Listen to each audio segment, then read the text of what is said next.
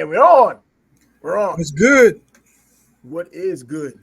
What's not good, on a personal note, is this weather here in Jacksonville. I know the whole state of Florida is going through something with weather. This is hurricane season up until December 1st, but damn. In about 45 minutes, I was just coming home and I saw a Tesla underwater along with a few other cars, but the Tesla was the one that stood out. The lights were still on and flashing, so whoever was in it was gone because the water just went. Yeah, it was all the way underwater, and we're passing by, just looking at it, and all these other people just checking it out. And pickup trucks, big trucks, making a U-turn because they didn't want to get caught up on it. It was like a service road area, but also a parking lot. And that rain didn't start like 45 minutes before. It's when it did start, and it was a deluge. I'll tell you that much. But dog, in the state of Florida, you just don't know. Here in Jacksonville, yeah, Lauderdale, Miami, that's even worse. So go figure. But anyway, yeah, that was worth Good talking luck to you Floridians down there, man. Yeah, good luck Stay to them. dry. And another thing, they might not want to see any State Farm commercials because they're always trying to screw people with their insurance down here. You know, years back, State Farm like, nah, we're not doing y'all, man. Too much of a risk. But you took all the money, though. No shit. Yeah, so Chris Paul, we're looking at you. Jake, you know who you are. But anyway, let's get on with some of this sports talk that we've always talked about. Yesterday was a big day coming off of a huge weekend of college and pro football. Last night, the pro football season ended with 2 Monday night games. The week, not the season. The season. Wow, look at the water, man. Blame the water. Blame it on the rain, like they say in the song. Like, what? I missed the Super Bowl? Yeah. Well, the way things are looking right now, yeah, well, our teams would have made it. Well, except for Baltimore, I guess. But yeah, last night is week number 2 or 3 of the NFL season. The biggest game, I guess, 2 games were played. I don't know why they're doing that, but the Cincinnati Bengals game, Joe Burrow trying to come back. Is he back? They get the win, first win of the season, but was he impressive? No. No, but you got to tip your hat to him. He's not 100%, but he doesn't want his team to go 0-3. He went out there, he gutted it out. They got the victory. Could he have performed better? Perhaps, but under the circumstances, being injured, I'm sure that inspired his guys. They're like, hey, if he's out here on a bum calf, and we got to put in that effort. And they got the W. So I think he definitely accomplished what he set out to do. Now, as far as him being impressive, did he really need to be? No, they got the win, yeah. And he got 1 interception, didn't get the touchdowns. But like you said, I think it does take more than just the overall skill set. Of course, skills pays the bills in the NFL, the highest level of football on the planet, of American football, that is. And his presence, I think, did probably help the team. It inspired them to win. They got their win, got off the schneid, but now moving forward, what does this do? He's not getting any better. You just can't. Right. When you get any injury in the NFL, you know what? You got to be a tough guy. You got to live with it and play with it. And the calf isn't going anywhere anytime soon. A bye week isn't even enough rest, and the bye week isn't 4 weeks for them or anyone for that matter. And so he's going to go into the next game. Same calf injury, same struggles. Is there going to be enough inspiration from this game, or do you have to be inspired every game? They're being paid, but do they have to be inspired every game to get out of the doldrums? Excuse me. So what I would like to know is, what did the medical staff say? Is it just painful for him, or did he risk re-injuring it? What's the risk reward for him? And I think if it was that much of a risk, they probably would have tried to advise him to sit out. That's what you would think. Yeah, that's what I was about to say too. Who knows if they just gave him a shot and said, go out there and do what you can, buddy. We really appreciate it. Man, there's a lot of money at stake. He just got that huge contract, and things can get a little bit insidious in the underbelly of sports when that happens. On the surface, you want to think that they're looking out for the best interests of their players. On the other hand, there's an investment made, a huge investment made. He's better in the game, and the crowd can see him even if he's playing poorly. You hope you still get the win, but you want to see him out there because you want your return. Don't act like it's only about his health. It's about the money and his health. You hope you can have both, the win and the investment taken care of. But things can go awry. And the way they wheeled Tua out there time after time last season and even the season before, man, there's a lot to be desired when it comes down to these doctors. Yeah, that was a travesty what happened to Tua. He had no business going back out there. And now he's at risk almost every time he gets hit, right? Because once you get the first concussion, the second one comes easier, the third one comes easier, and it's just easier to get concussions now. So hopefully they can keep him upright. He doesn't take any hits. And but getting back to Burrow, man, that guy's the truth. He's got all this. He's got all the skills that an NFL quarterback needs, and he's showing his toughness. He's a gritty guy. I mean, the year they went to the Super Bowl, he got his ass whooped. That offensive line was atrocious. Yeah, that offensive line was atrocious. Lesser quarterbacks would have folded long before they had a chance to go to the Super Bowl, and he got them there. So I think he deserved his money, and I'm sure that factors into the coaches and the franchise wanting him to play. We're paying him. He needs to be out there. It's Monday night, but you got to think about the long term. Yeah. I'm sure even with the slow start, they have Super Bowl aspirations, but they don't want to start 0-3 either. It's a tough balance. We'll see how he responds next week. He got the dub this week. We'll see if he's able to get a little bit healthier. But, playing in the NFL, that's not an easy thing to do. Nope. And even if your hits are limited, you still get hit. You still get pushed around. You're still trying to move explosively if they're coming after you, So he's putting a strain on his body and his calf. So we'll see. We have to wait and see how he responds. So now they're 1-2, still in the AFC North, which is tough, looking like from top to bottom right now. And Cleveland's there. The Steelers are there. They're there. And then you have Baltimore. All tough. It's all tough. And, I picked Baltimore to even come out of the AFC overall and represent them in the Super Bowl against the San Francisco 49ers. So that's kind of a snide or a slap in the face to what Cincinnati's done over the past couple of years. And let me rephrase that he doesn't have anything to prove. Of course, if you're in the NFL, you're looking to prove that you're the best, and that ultimately means leading your team to the Super Bowl. If you're a quarterback, even a running back, or if you're a leader of a team, you want to get your team to the Super Bowl, and you want to win the Super Bowl. So, yeah, he has something. I get what you're saying, though. I get what you're saying. There aren't questions out there hovering over him. There shouldn't be. Yeah. This guy, for as early as he's done it, and as consistently in his short career as he's done it, is the reason why he earned this huge record-breaking contract at that point. So yeah, he deserves everything he's getting in terms of the good, and this is part of football, which is part of the bad, the injuries, but part of being a football player and a tough guy, which football is in the NFL and anywhere else. You have to play through these things. He's shown the character. His teammates, I think, are inspired by that.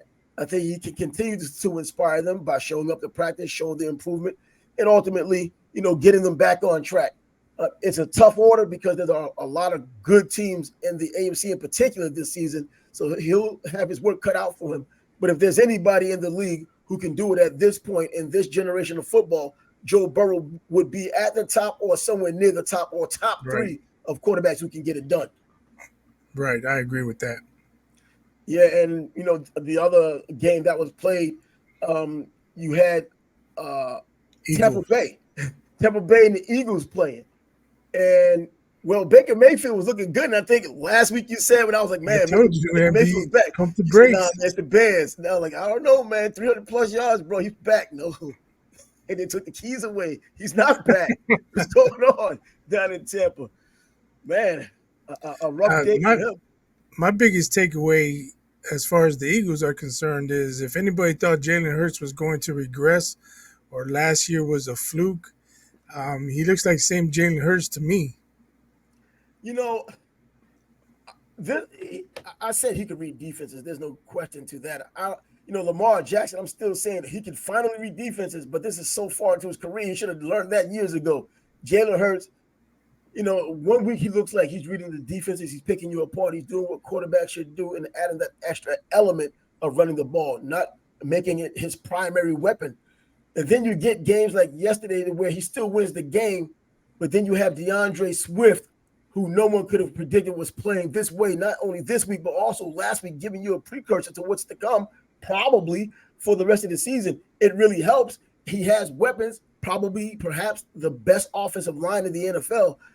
But looking at the numbers, is this one of those situations where you look at the numbers and you see 1 touchdown, 2 picks, even though they won? Do you look at him cockeyed because of it and you say Swift is the reason why they won the game, not Jalen Hurts? I mean, people can say whatever they want to say, right? Yeah, they're going to say it, especially now with social media. It's going to be said anyway. People still throw shade at Patrick Mahomes. Some people say he's overrated. I mean, but what are we talking about? As long as the team wins, and he got his team to the Super Bowl, not like Dak Prescott who gets his team to the playoffs and then lays eggs every year. So, and they're 3-0. They didn't lose to the Cardinals. No, they didn't. So I just don't see Jalen Hurts. He's not going to be, if they don't make it, it's not going to be because Jalen Hurts failed.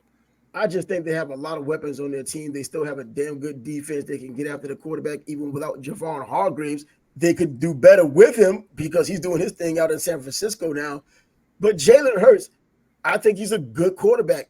He could do great things, and ultimately I think he will. He had an opportunity in the Super Bowl. In fact, if the Eagles would have won the Super Bowl, he would have gotten the MVP.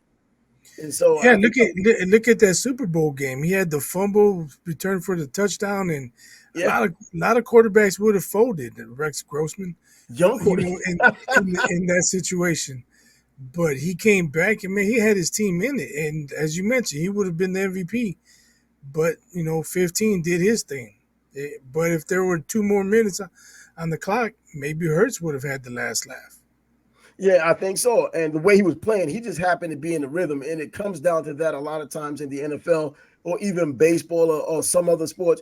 You can have teams that are just not doing well throughout the season, and when it finally counts and they have an opportunity, they kick the door down. We saw it last season in the NBA when, the 8th seed Miami Heat did just that. They got hot at the right time. We've seen it in, right now going on with baseball. Teams are getting hot at the right time and they're getting their way.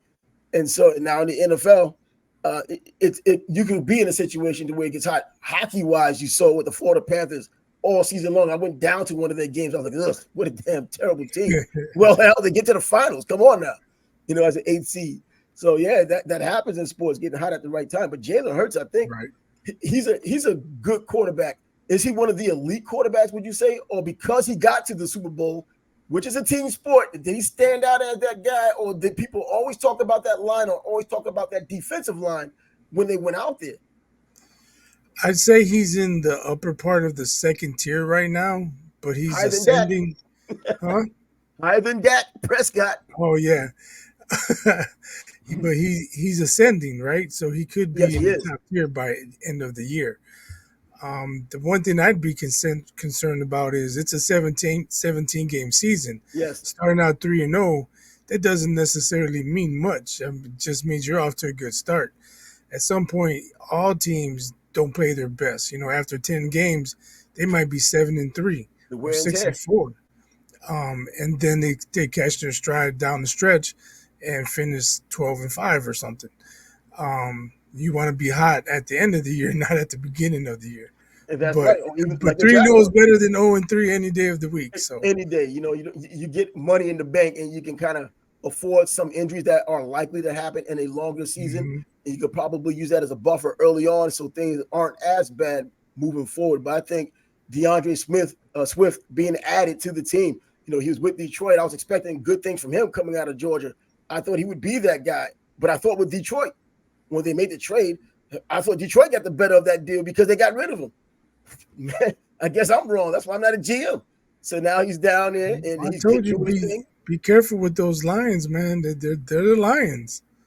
I think the Lions are going to have a better – because for them, the NFC North is a little easier this year than it's probably been in recent memory. So they have a better opportunity than they probably had. They were ascending towards the end of last season. They've added some parts, gotten rid of some parts like DeAndre Swift that can't help. I mean, if he's that good now. But for what they wanted to do, 2-1 in the early going, for Detroit, that's still good. But once again, DeAndre Swift averaging 8.1 yards a carry last night. He didn't need a touchdown. He just needed to move the chains. And then with Jalen Hurts playing the way he plays, well, he runs the ball a little bit, but he throws well when he's throwing the ball well. I saw a stat today when someone's comparing him to Mac Jones. And they just show stats. You know how shallow memes can be.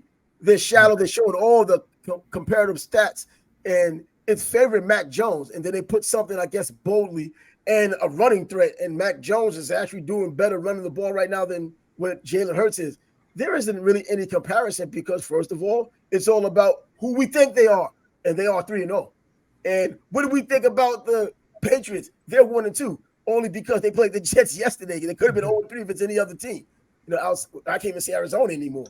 But yeah, man, the way things are going for the Eagles, they're gonna make that push. And the NFC East, not as good as last season, I don't believe, because the Giants aren't that good. And I think the jury's still out on Washington. I think they can still be a pretty solid team and cause some problems there. And Dallas is I don't know, gonna vacillate a little bit, going back and forth and be good one week, good the next week. Dak's ultimately going to get injured. That just happens. But yeah, so here would be my concern as a Dallas fan, but being a Bears fan, because I saw 2019 when Khalil Mack was wreaking havoc in the backfield, and Eddie Jackson was getting pick sixes, and they had the big guy in the middle, Hicks. I can't remember his first name, but anyway, I mean that defense was incredible. They caused so many turnovers, and they looked like a really good team. Then they get to the playoffs, and they lost to the Eagles. But then the following year, the defense wasn't what they were the year before. It was up to the offense. Now they had to score some points.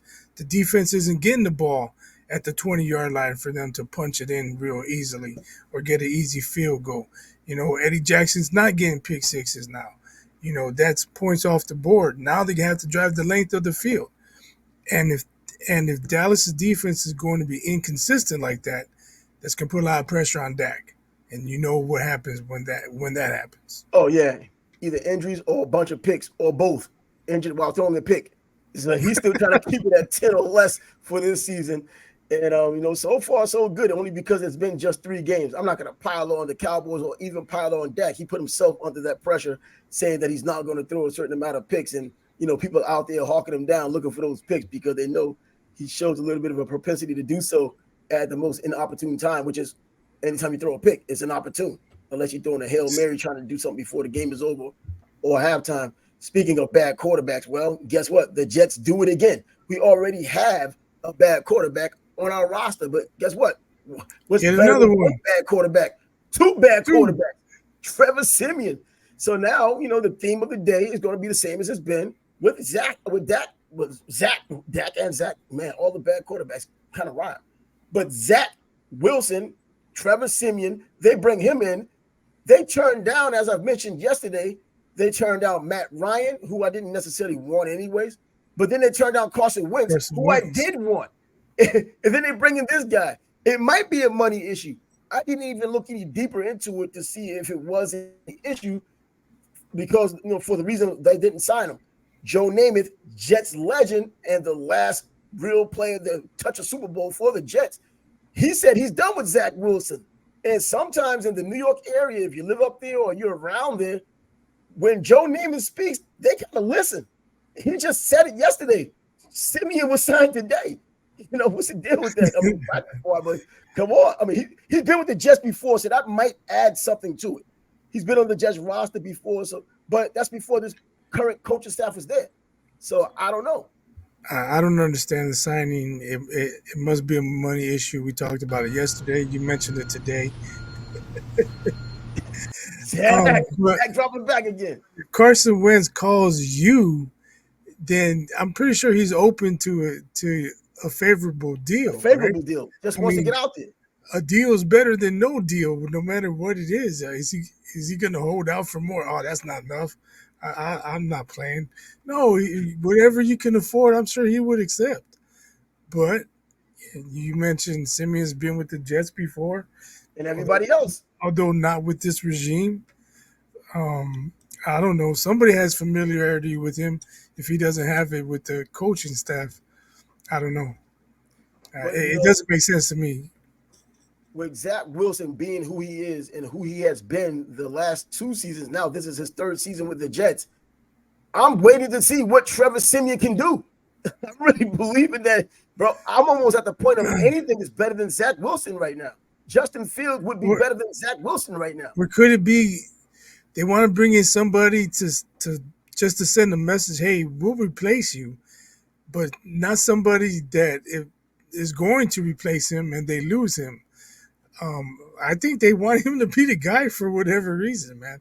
I don't know. Maybe some pitchers. I don't know. Maybe some compromising pitchers or somebody. Or Woody Johnson. I don't know. You know, if they brought in Carson Wentz, then he's I'll pretty be much all over it. right. But I'm saying he's done. They lose him. His contract runs out. He goes on somewhere else, whatever. Maybe they don't want to lose him. I don't know for whatever reason. I'm trying to lose him, just not by injury, No, because you I'm not are. going to even wish an injury on him. I wouldn't even wish an injury on him. I just want to lose him. You know what I mean? Go to take him in the subway and just run from him like an abandoned kid or something. But, I think anything is an improvement right now. Zach is completing 52% of his passes right now.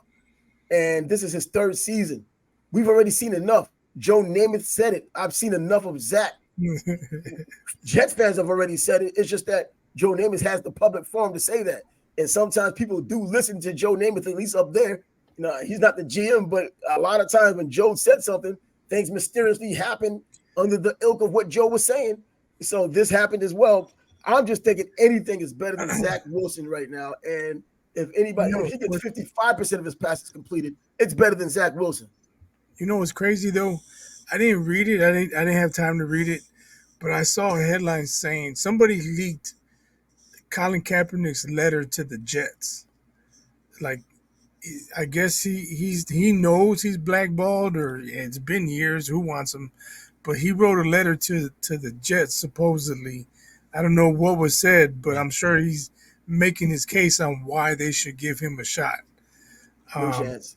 That letter wasn't convincing enough, obviously, because they're not giving him a shot.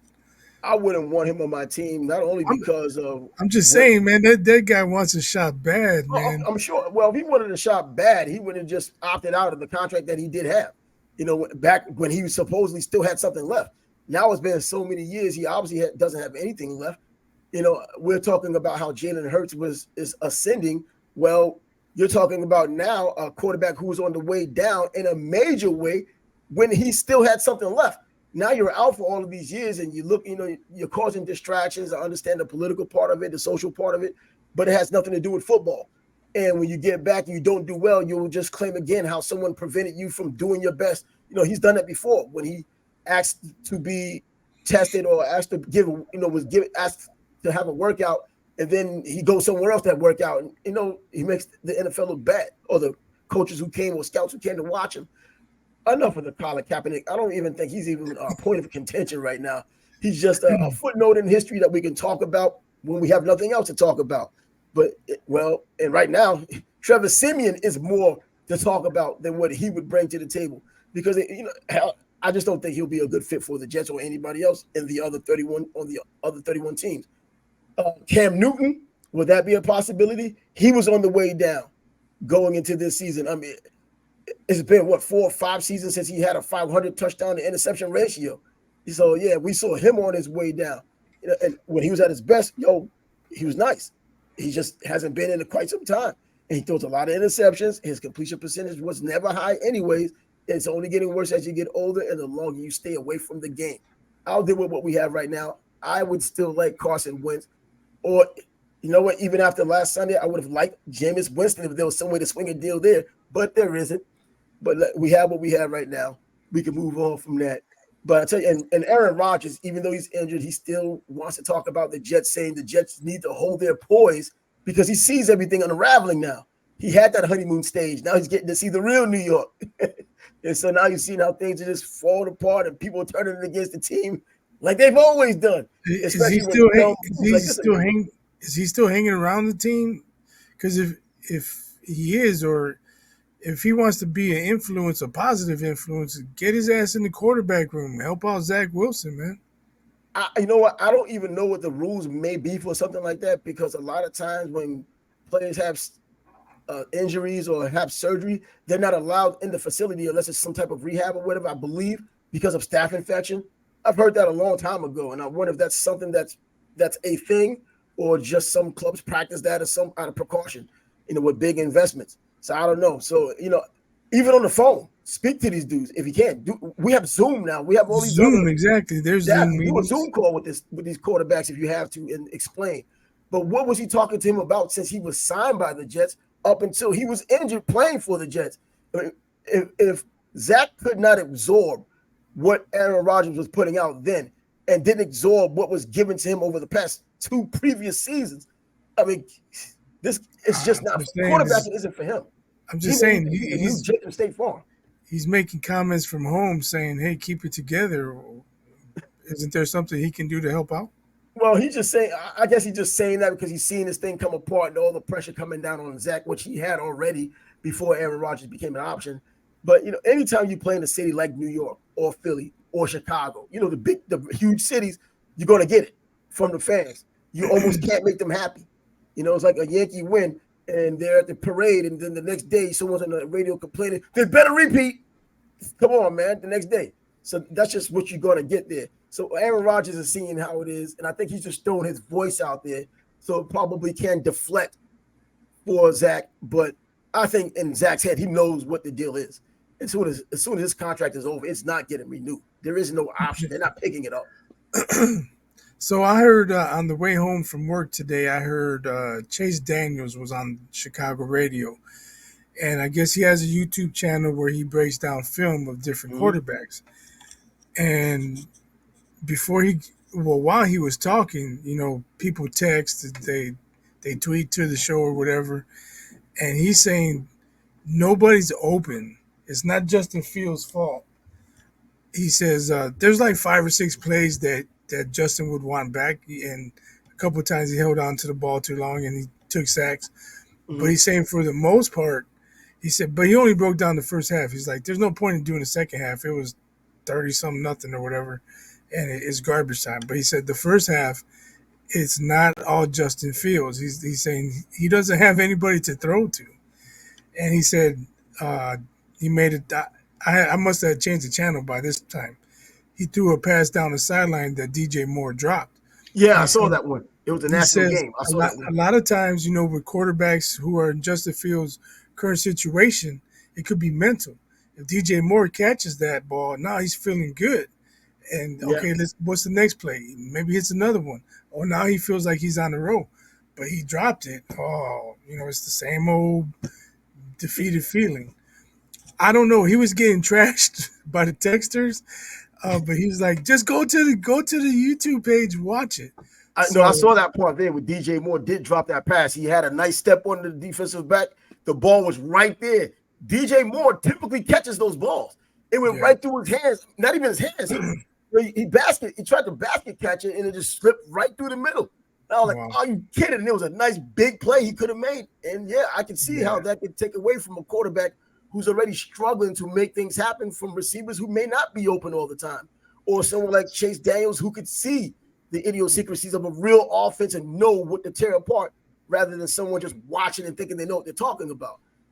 So I'm gonna check out his YouTube channel, see what I come across. Because I saw videos of Bears fans burning their Justin Fields jerseys. And, I tell you, I just said it, man. New York, Chicago, Philly, bro, those fans, Boston, those fans get upset, man. They don't care about reasons anymore. They just want to vent. They think you gave them a reason 2 seasons ago, and it just culminated to now. So they're just going up. And man, I feel bad for Justin Fields, man. I watched the guy since high school, watched him at Georgia, watched him at Ohio State. I could understand if Justin Fields did, something equivalent to Bill Buckner.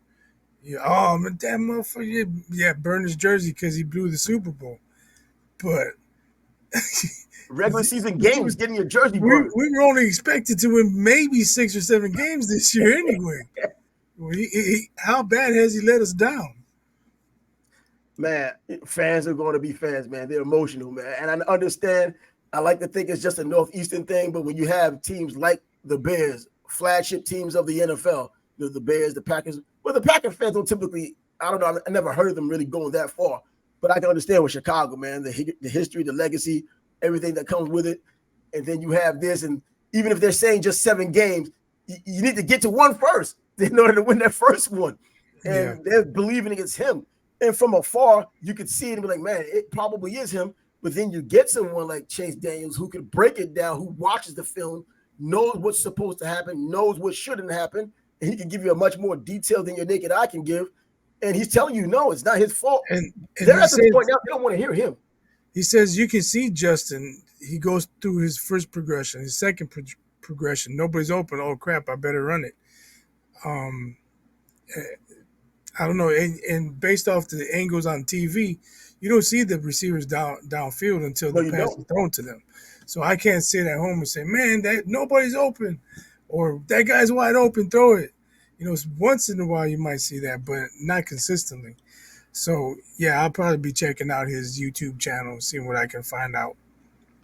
Well, hopefully he'll get some respect eventually in Chicago. I think ability wise, as far as being the athlete and the way the new age quarterbacks are, yeah, he has that package. He has the strong arm. The accuracy needs to come to form, and the receivers need to catch the ball, help him out. He's a young quarterback still. He came out early, so he's even younger than your usual quarterback.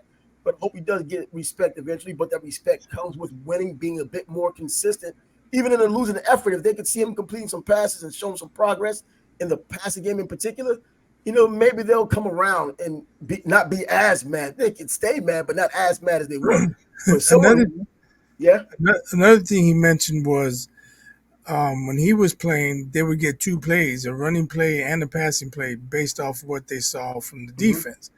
And when you hear quarterbacks saying "kill, kill, kill," they're killing the first play based off the defense. Yeah. And he says Justin Fields never does that, so he doesn't know if he's getting 2 plays or if he even has been given or been empowered to change I the was about to play. say that. Is he at a point where they even trust him with the playbook? Is, as you were saying last week, he's hearing in his ear because there may be some overcoaching.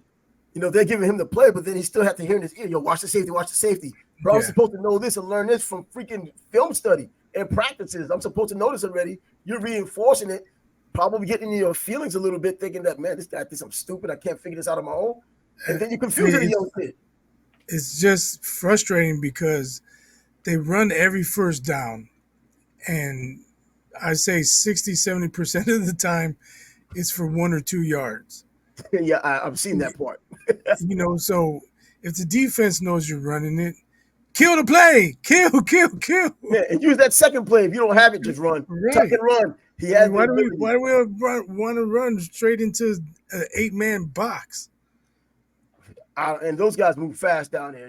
I remember the first time I was on the NFL sideline in a game and saw the speed of those guys. And I remember when I was younger, I was thinking, I could probably play some NFL ball. When you see that up close, never mind. And they're out there for a reason, and a big reason for that matter. No matter how fast you thought you were, you see these guys twice as big as you, moving twice as fast as you in some cases. You realize, man, these dudes are just superhuman out there. And I'm sure the same thing on a basketball court. When I'm on a court watching these pros, like when they came here to Jacksonville and the U.S. Olympic team in, I think it was 2004, 2005, I think it was, came here and they played Puerto Rico. And I'm like, wow, just it wasn't even a spectacular game, but just seeing the way they played the game, like you don't see this on the regular court. You know what I mean? Yeah. But anyway, yeah, that's just a talent thing.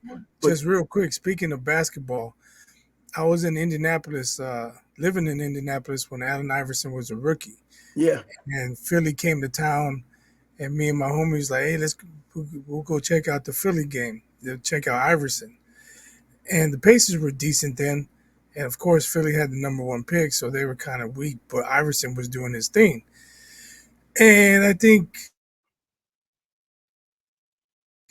might have been up like 16 or 17, and Iverson had like 9 points, and we're looking at each other like, damn, we wasted our money. Come watch this. He ain't even doing nothing, man. It looks like I can guard him. You could guard him. And the AI fourth quarter started.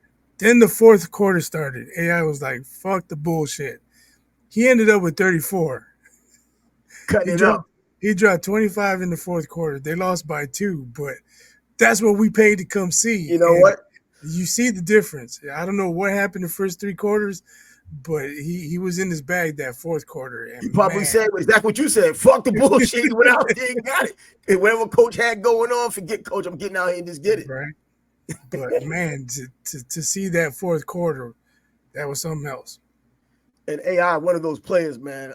He gave you everything he had on that basketball court every night out. It may not have been in the beginning, but like you said, at the end, hey, when the stat sheet was read, he brought his team back. They probably couldn't win because at that point, as him being a first round draft pick overall, they didn't have a strong enough team, but he got him to that cusp of trying to win a game against a decent Pacers team. But AI's career goes without saying, in my opinion, still the best 6 foot under player of all time. And he's still on someone's top 25, top 30 list.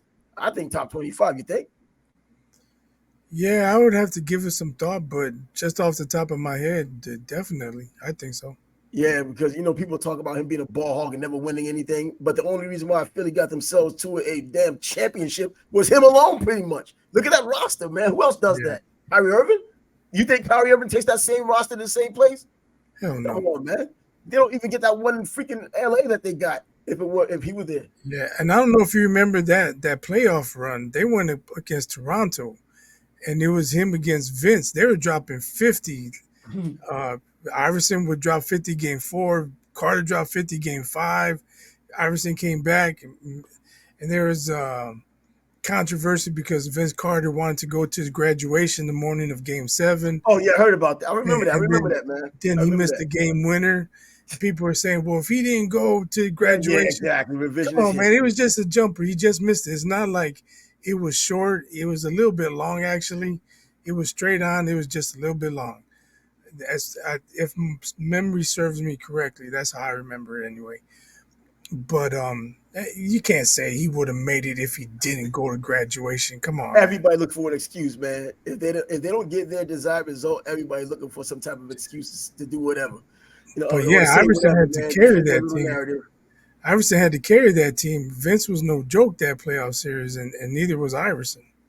And Iverson, up until he got his way old, he was never a joke. He was always that dude, man. And I Mm-hmm. remember when he did go out to Denver and he and Carmelo, I just like the only thing I don't like is there's only one basketball. You know what I mean? So, this might be a little change in the game, get those 2 basketballs out there. But anyway, we'll be talking some basketball as basketball is about to come up. Media days are about to start at the end of this month. Of course, basketball itself, preseason games, if you're interested in that, obviously coming up, and then the basketball season. But like you and I, we typically wait for Christmas to celebrate basketball coming officially to the NBA because that's when it starts kind of sort of mattering. But anyways, back to a little bit of NFL, kind of close the door on that. You look at Josh Dobbs, man, he's not getting any respect from the Cards, even though he got them their only win so far, regardless of me saying they were on the clock before the coin was tossed in the first game. They didn't have a jersey for him. He was looking for a jersey on their pro shop, and they didn't have one for him. He said, man, come on. He wanted to get one for his family. They couldn't get one for him because they didn't have it. But, of course, they came through ultimately, and they put it up there so people are able to get a Josh Dobbs jersey. Even though he's only been there for 3 weeks, maybe. I thought they still could have had it up there for him. He's the guy playing right now, isn't he? Or are they disrespecting True. him so much that they're getting rid of him as soon as Kyler Murray decides to go back? Who knows? They obviously didn't think his jersey would sell well, so why make them? It might be like one of those Gardner Minshew deals, where he's not a great quarterback, but he's a fiery guy, kind of like a cult icon of mustache people, and he just happens to play football. He's just one of these people that just has a following. Josh Dobbs has never come across as that guy. He's come across as the smart, cool guy, throughout his career. They always talked about his major in college. I forgot what it was. I can't remember, some astrophysicist, something like But that. even he didn't think to He's go. brilliant, though. He didn't even think about it, buying his own jersey until they bought. Until they beat the Cowboys. So You can't be His family decided that you can't be mad at the store. You weren't looking for it either you before might get that. an extension now that you beat the Cowboys. Things might be looking up. You and Kyler Murray have jerseys But I selling mean, together. he wasn't looking for his jersey week 1, week 2. So why is it a problem? The store wasn't thinking about it. If you weren't thinking about it, why would the store think about it? Well, I guess it's all in jest now anyway, but that's a cool deal that they finally put it out there. They're listening to him a little bit. I know the NFL could be a brutal business, but I guess just for his family members and people who kind of want to follow him, it's something for them to have a little momentum of, because going by his track record, he won't be in Arizona long anyway, especially if he's just going to be an average player and they still have that huge contract with Kyler Murray. So, yes, but it's all in jest, I guess. But right now, we have our NFL Offensive Players of the Week. I think you have to go with, do you go with A-Chain for Devon A-Chain from Miami? 4 touchdowns, 203 yards rushing, Take your and pick, man. 11.4 yards per carry average. One of those Miami players got to get it. All 3, man. Throw them in. Take your Who's pick, bringing man. up the rear? Right? He had 4 touchdowns. Finish 1, 2, and 3, right? Yeah. Hey, I do it. Because after DeAndre Swift last night, he didn't get the touchdown, but he did have an 8.1 yard to carry. But yeah, I think someone from Miami is getting it. I think that's probably a no-brainer. You don't have to. You just flip a coin maybe 3 times to see which one gets it. But but I think he gets it. A-Chain gets it for Miami. I think that'll be just good to have. But man, 4 touchdowns. This guy's only 188 pounds, so you won't be using him often. But he's shown to be extremely dynamic. If you watched him at Texas A&M, he was dynamic then. He didn't have to have all these 1,000-yard seasons. He just showed you what kind of a football player he was, because he only had one 1,000-yard season. He had a 900-yard season the year before his 1,000-yard season, but he had a whole bunch of yards of total offense because he can do everything on the field. And as we see now, he's doing everything they're asking. So, put a lid on that little NFL right now and get along to a little bit of college football, kind of cleaning up what we didn't talk about yesterday. We did mention Georgia, but didn't get a detail. We don't need any real details because the games aren't huge yet, but now it's starting to happen. October's coming. Georgia's going to Auburn this week. I'm a little worried about it. I'm just not impressed completely with Carson Beck, even though I think he's a good quarterback, but he's missing the most valuable player on that team that's not Brock Bowers, and that's Lag McConkey, their other receiver. He has not played a down this year because of a back problem. That guy is the catalyst of that team, regardless of running backs, regardless of even Brock Bowers.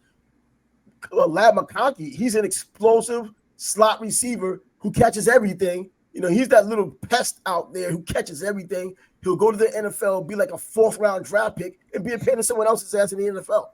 But he hasn't played it down this year because of a bad back. And apparently, I hope it's not that bad to where he can't live out his dream of obviously going to the NFL.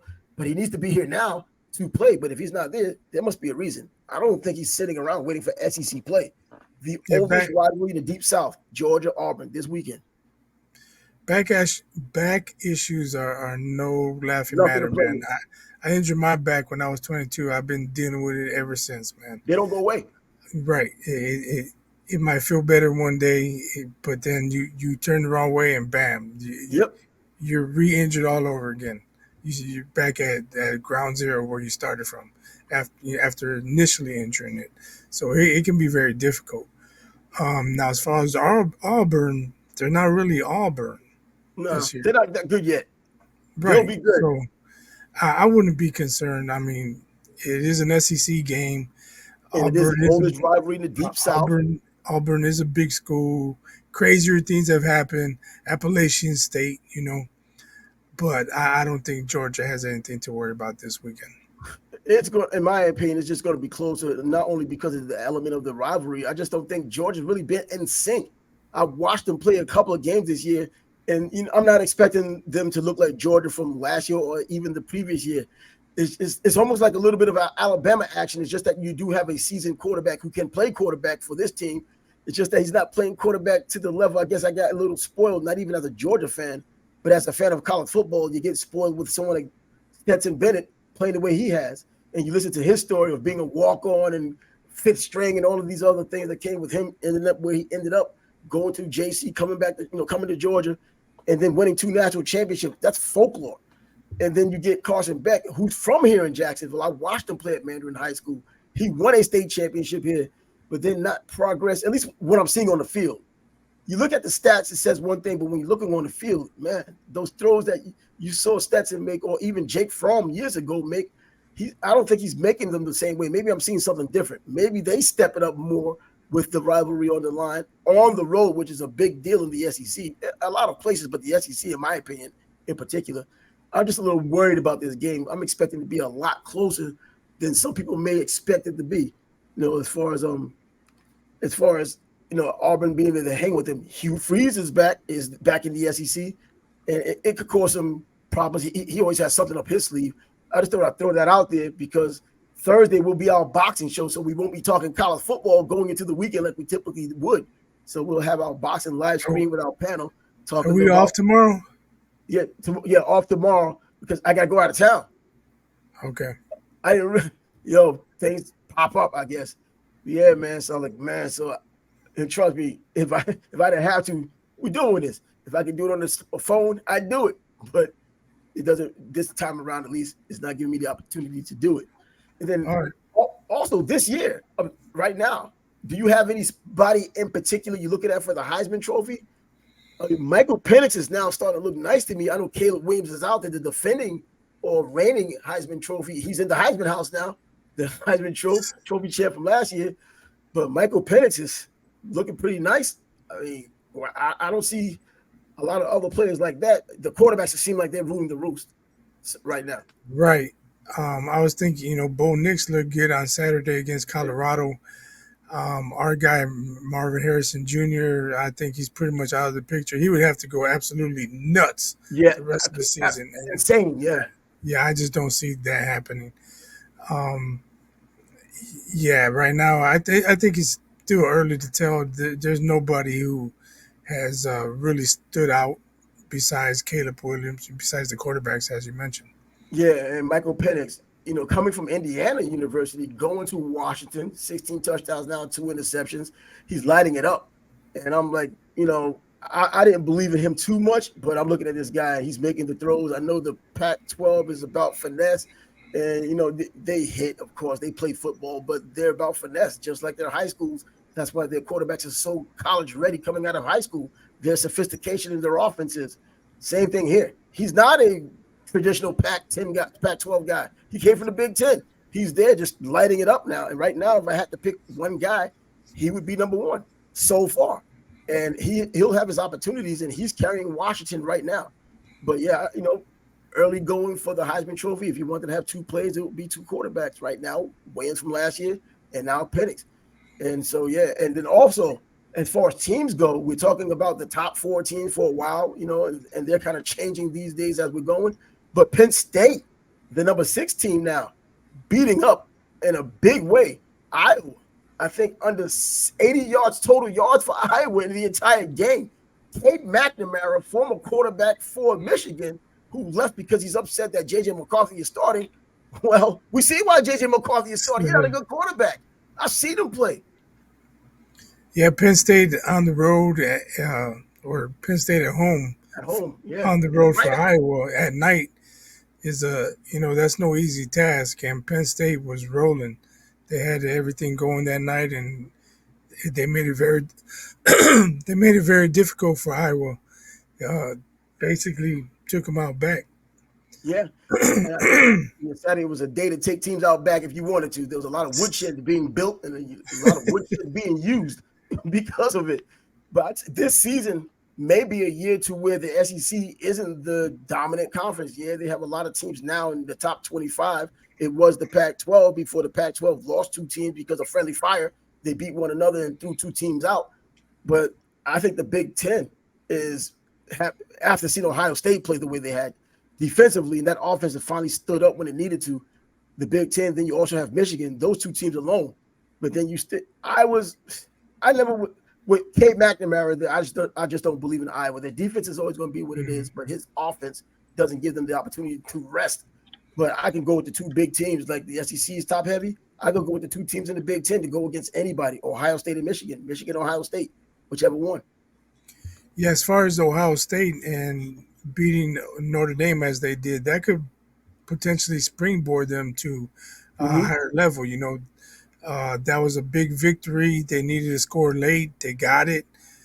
McCord made the throw on third and long when he needed to do it. Yeah, So I did I'm not sure expect that. I'm sure he's on cloud nine now. And a lot of times, sometimes it's just confidence and belief in yourself. Yeah. And they know they can go on the road and beat a tough team. They're going to be dangerous now. And they are talented players, by the way. These guys have been recruited by everybody in the country. They chose the school that they're at because they either had a love fest or wanted to go there from the very beginning. In his case, that probably is kind of true. He's coming from Jersey, just like Marvin Harrison Jr. That's, you go west, west, west, you probably, you're going to be in Ohio.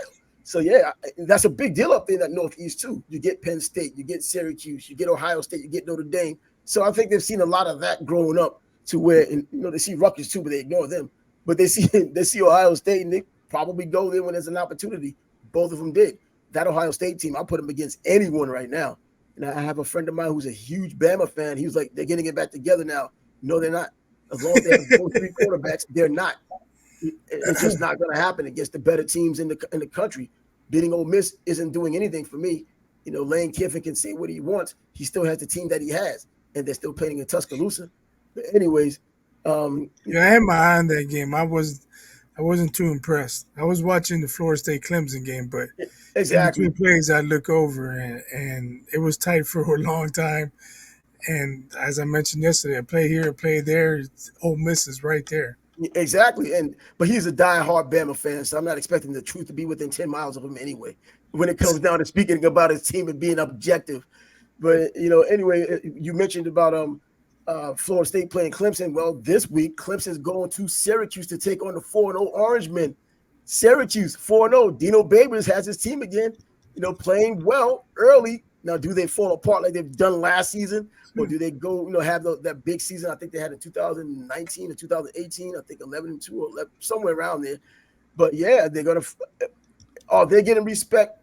They're underdogs, I believe, in this game against Clemson. Clemson's going to Syracuse. Do Syracuse deserve to be underdogs against Clemson? Does Clemson still have that cred because they're a Southern team, a top-tier ACC team, playing against a team like Syracuse, whose 4-0 record isn't coming from major teams, but they're still 4-0. They're still in the Carrier Dome. Yeah, there could be several factors that play into the line. Clemson played Florida State close. The game went into overtime, so I'm sure Vegas thinks they're a tough team or potentially a tough team, and they don't think much of Syracuse. Uh, I'm sure they're questioning Syracuse opponents, and they think Dabo's going to take his boys up there and handle business. But I don't know if Clemson is that team though. See, I'm a Dino Babers guy, and he's getting $3.5 million a year on his contract, not $9.5 million and faltering and slinging mud all over the place. But yeah, Syracuse, I'll tell you what, going into this week, I looked at three teams that I thought were quiet critters that people don't necessarily think about all the time. Undefeated, Syracuse is undefeated. James Madison is another one of those teams that's undefeated. They just beat Virginia. Georgia State is undefeated. Of course, they're not playing great teams, but they did beat Coastal Carolina. But I think more importantly, the teams they lost to the transfer portal, they lost, I believe, 20 players to the transfer portal. They brought in 18 players from the transfer portal. One of those players they lost, Louis Cristobal, our offensive lineman, who ended up going with his father down in Miami. So, but for Georgia State to still be pretty solid for their level of ball, it reminded me of University of San Antonio a couple of years ago. The Roadrunners were undefeated until they played North Texas and lost that game. Surprised the hell out of me. I would have lost every set bet on that game. But anyway, I thought I'd just mention these undefeated teams flying under the radar. Liberty's probably somewhere in there too because they do a lot of the same. And Hugh Freeze left some talent there. And for the level of ball they're playing, you can leave that kind of talent there and continue to win. So that puts a lid on all of the college football right now. So we can just talk about a little bit of what we're going to be talking about on Thursday. Charlo Canelo coming up this Saturday, 168-pound super middleweight title on the line. Canelo versus Charlo. Charlo is talking a good game. We've seen it before. We've been around the game for a long time, knowing that you get hyped up by what they say, but then you also just know what the result can be. Yeah, I haven't even watched any of the all accesses. Yeah, I watched I, both of them. what's that? I watched both of them so far. I think Oh, there's two. I was looking for a third one, but I didn't see it the other day. I think I saw on Twitter earlier they were doing the grand arrivals. I guess they're arriving in Vegas today. Okay. Tomorrow is probably the final press conference. Weigh-in Friday as usual. Yeah. Um, I don't know. I'm leaning towards Canelo right now, but I think Canelo, he's been sliding for a few fights now. We'll see what happens, but Yeah. I think Charlo's a live dog. I think he's Even though alive as hell, dog. even Because coming up 2 weight classes, when they stand next to each other, he's not a bigger guy. no. He's just fought at higher weight classes. And Charlo says, people don't understand. I'm a big motherfucker. You know how he talks. I'm a big motherfucker when I'm walking around. But he also knows in the boxing game, walking around and being in that ring when you at your best, requires something than just being big.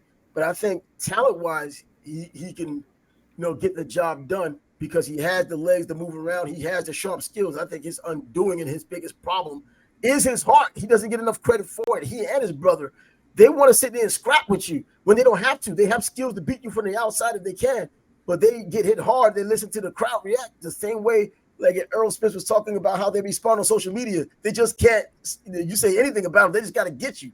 They just can't let it be. They don't realize that they're the celebrities and these clowns out there just writing on social media, got nothing going, but they got to respond to every last tweet that didn't like them or every last post that said something about them. And it's almost the same thing in the ring. You hit him hard, someone says, ooh, and he just throws the game plan out the window and shows you that he's tougher. You can't do that against Canelo. Those hands are pretty damn heavy. That was Meldrick Taylor's downfall. Yeah, absolutely. His downfall, like Larry Merchant said, he was too much of a Philadelphia fighter. He tasted his own blood. He liked it. He wanted to give you some of your blood, but Chavez wasn't having it. And we saw how it ended. So things didn't go well. But yeah, we're going to be talking about that on Thursday. And finally, our panel. Yeah, the panel. I got them confirmed. Yeah, I'm gonna try to confirm because one of the guys I had on the panel, he said, "Well, I got a Jewish holiday now. Wait a minute, you don't have the Jewish holiday on Wednesday when we were going to have it. So the Jewish holiday is just now." But he said he's still going to try to make it. So he's supposed to give me a call tonight. We'll figure it out. But also, finally, Brooks Robinson passes away today at 86 years old. For people who watch baseball or kept up with baseball, you've heard about it. I'm not going to act like I watched him play, but I've always kept up with baseball. So I've always known about him. His name is pretty prominent, period. If you live in the New York area or just the Northeast, you hear him enough because the Yankees played Baltimore enough because you heard about how he played against Yankees and other teams for that matter. I mean, the guy was a phenom, 18-time All-Star, 16 Golden Gloves. For third base? Come on, man. That's a serious thing. I was going to say arguably the greatest defensive third baseman of all time. Oh. I mean, if you look up his highlights on YouTube, it's just diving catch after diving throw. I mean, diving stop and throw. I mean, he made so many plays in the World Series.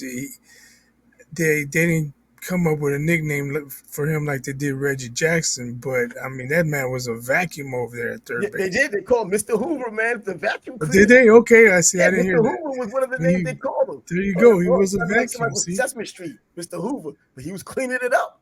I mean, his contemporaries talked about it.